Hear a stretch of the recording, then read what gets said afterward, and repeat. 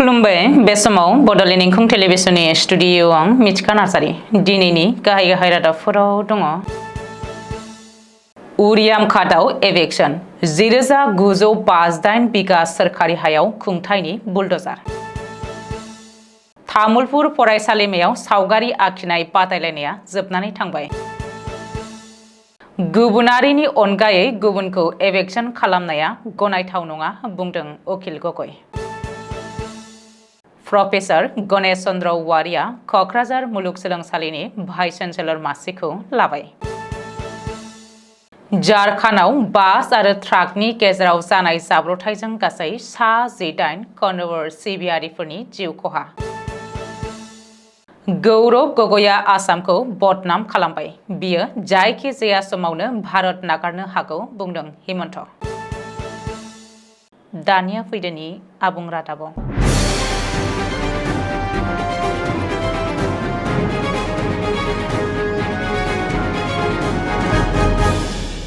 आसाम नागालेण्ड सीमायाव थानाय उरियाम खादनि रेंमा हाग्रा ओनसोलाव जिल्ला खुंथाया एभेक्सन खालामदों। दिनै फुंनिफ्रायनो आयेन बेरेखायै दखल खालामनाय सन्देह गोनां सुबुंफोरनि न' बांफोरखौ फारसेनिफ्राय सिफायनानै एभेक्सन खालामनाय जादों। उरियाम खादनि रेंमा हाग्रा ओनसोलनि 1958 बिगा हाखौ सन्देह गोनां दखल खालामग्राफोरनिफ्राय उदां खालामनायनि थांखियै बे एभेक्सनखौ खालामनाय जादों। बिद्दापुरनिफ्राय जागायो एभेक्सननि हाबाफारिया। सुलुङाव फोरमायथिनाय बायदिब्ला गुबुन गुबुन जिल्लानिफ्राय 200निबो बांसिन पुलिस जवान आरो 500निबो बांसिन हाग्रा बिफाननि रैखाथि जवानफोरा दिनै फुंनिफ्रायनो उरियाम खादाव एभेक्सन खालामदों। एभेक्सन खालामनायाव बाहागो लादों गुबुन गुबुन जिल्लानि गोबां फिसा ESP, DSP, एसिस्टेन्ट कमिशनारजों लोगोसेनो गोजौ थाखोनि मावख'गिरिफोर। 100निबो बांसिन बुलडजारजों फारसेनिफ्राय सिफायनानै होनाय जादों सन्देह गोनां सुबुंफोरनि न' बां धोन सम्पथिफोरखौ। गलाघाट, मेरापानी, शिबसागर आरो तिनसुकियानिफ्राय लाबोनाय जादों बुलडजार। रिपर्ट बायदिब्ला आसाम नागालेण्ड सीमानि रेंमा हाग्रा ओनसोलाव सन्देह गोनां सुबुंफोरा फसंनाय गं 12 गामिनि 2648 न'फोरखौ सिफायनानै होखारनो सोरखारा थांखि लादों। बै गामिफोरा जादों सनारिबिलि टप, 2 नं बिद्दाखात, 2 नं दयालपुर, 3 नं दयालपुर, दलन पथार, खेरबारि, बिद्दापुर बाजार, 2 नं मधुपुर, आनन्दपुर, राजापुखुरी आरो गेलजान। गोलोम बोथोरनि बन्द'आव फरायसाफोरा ओरैनो गेलेनानै, मबाइल थुनानै आरो जानला मानला बेरायनानै समफोरखौ हगारहरो। बेनिफ्राय गोजानाव दोननो थाखाय तामुलपुर फरायसालिमाया तामुलपुर जिल्लानि सिङाव थानाय फरायसाफोरखौ लानानै सावगारि आखिनाय बादायलायनाया जोबनानै थांबाय। बे सावगारि आखिनाय बादायलायनायाव सा 150निबो बांसिन फरायसाफ्रा बाहागो लादोंमोन। बे बादायलायनायाव सेथि बान्था महरै नोगोद 6000 रां, नैथि बान्था महरै नोगोद 3000 रां आरो थामथि बान्था महरै नोगोद 2000 रां। बे बादायलायनायाव मोननै थाखो खालामनाय जादों, गाहाय थाखो आरो गोजौ थाखो। गाहाय थाखोनि बादायलायनायाव सेथि बान्था मोननो हायो कृतिका दास, नैथि बान्थाखौ मोननो हायो दार्पना बर' आरो थामथि बान्थाखौ मोननो हायो सुजुरानी ब्रह्मआ। गोजौ थाखोनि बादायलायनायाव सेथि बान्था मोननो हायो उपसना कलिता, नैथि बान्थाखौ मोननो हायो सत्यजित बर' आरो थामथि बान्थाखौ मोननो हायो सीमान्त बर'आ। मख'नो गोनांदि बे बादायलायनायाव बिटिआरनि गाहाय खुंगिरि प्रमद बर'आ राङारि अनसुंथाइ होनायजों फरायसाफोरखौ सोलोंथाइ होनायाव गोसो गुदुं खालामनायनि थाखाय थुलुंगा होनायनि आरो तामुलपुर फरायसालिमायाबो बेफोरबायदि हाबाफारियाव बाहागो लानो खावलायनायनि थाखाय तामुलपुर फरायसालिमानि गोरायुं डक्टर जगेन बर'आ साबायखर बावदों बिटिआरनि गाहाय खुंगिरि प्रमद बर'खौ। एभेक्सन खालामनाया एबा होखारनाया सुबुंथि नङै खामानि।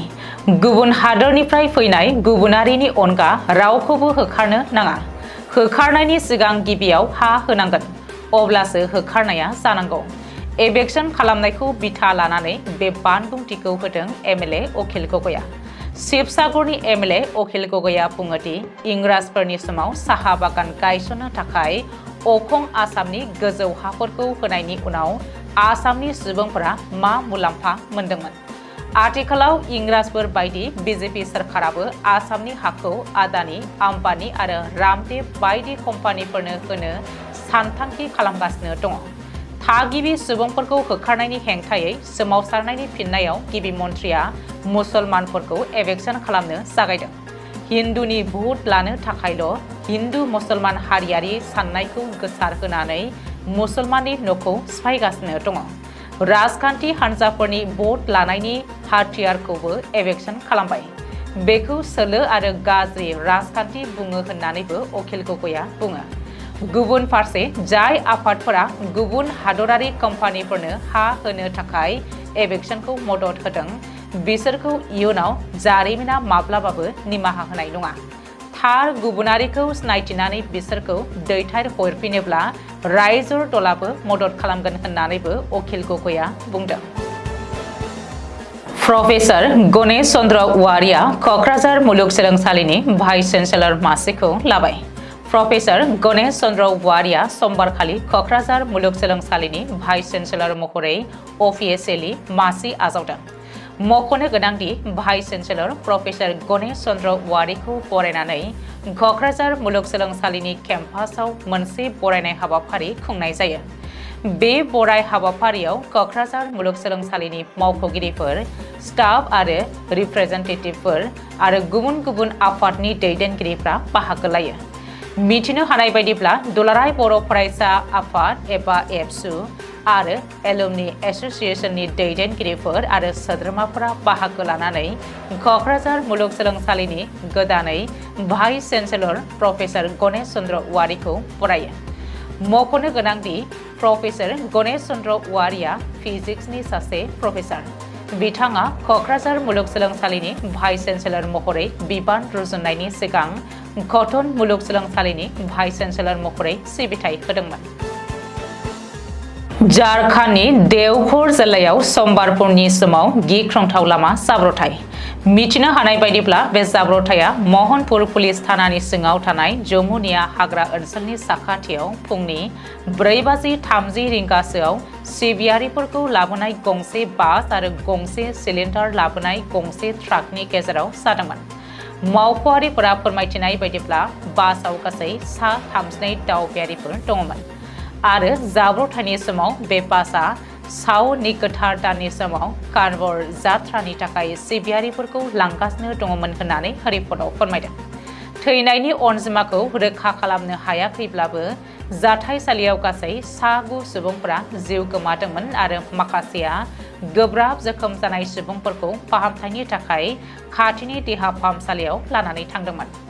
बबेखानि लकसभायाव देवघरनि थान्दैथि खालामग्रा बीजेपीनि एमपि निकिशान्त दुबेआ रोखा खालामदोंमोन दि जाब्रबथायजों खमैबो सा 18 सुबुंफोरा जिउ खहा जादों।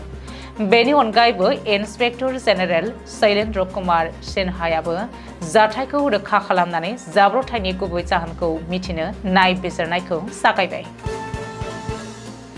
जरहाटनि एमपि आरो लकसभायाव हेंथा दोलोनि लेङाइ गाहाय दैदेनगिरि गौरव गगैखौ गोख्रों रावजों सावरायनानै टुइट खालामदों गिबि मन्थ्रि डक्टर हिमन्त बिश्व शर्माया।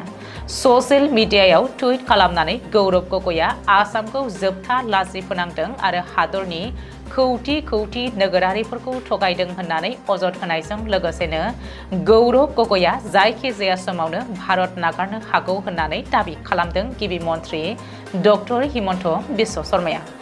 गौरव गगैआ समबारखालि लकसभायाव होनाय बिबुंथि लाखिनाया बियो पाकिस्तानखौ मोजां मोननाय आरो पाकिस्ताननि जानानै खामानि मावनायखौ फिन रोखा खालामबाय होननानै गिबि मन्थ्रिया दिनै ससियेल मिडिया एक्सआव टुइट खालामनानै बुंदों। गिबि मन्थ्रि डक्टर हिमन्त बिश्व शर्मानि बे टुइटआ हादरनाङै जोबोरैनो सावरायजादों। मख'नो गोनांदि समबारखालि लकसभानि जथुमाव गौरव गगैआ अपारेशन सिन्दुरनि समाव पाकिस्ताना गंबेसे भारतनि फाइटार जेटखौ गावथायदों, मा खहा खालामदों होननानै रैखाथि मन्थ्रिया सोंदोंमोन।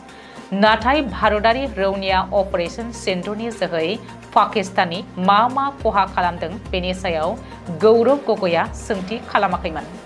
गौरव गगैनि बे बिबुंथिया पाकिस्ताननि मिडियायावबो जोबोरैनो फोसावजागासिनो दङ। ओरैहाय लकसभानि लेङाइ गाहाय दैदेनगिरि मासियाव जिरायनानै भारतारि रौनियानि सायाव सोंथि खालामनाय आरो खौथि खौथि भारतारिनि गोसो सिफायनाय बिबुंथि होनायनि थाखाय गौरब गगैआ हादरनाङै सावरायजादों। बेनि गेजेरावनो गौरब गगैआ आसामखौ बदनाम खालामबाय। बियो जायखिजाया समावनो भारत नागारलांगोन होननानै दाबि खालामदों गिबि मन्त्रि डक्टर हिमन्त बिश्व शर्माया। दिनैनि रादाबा एसेनोसै, गोजोन्थों।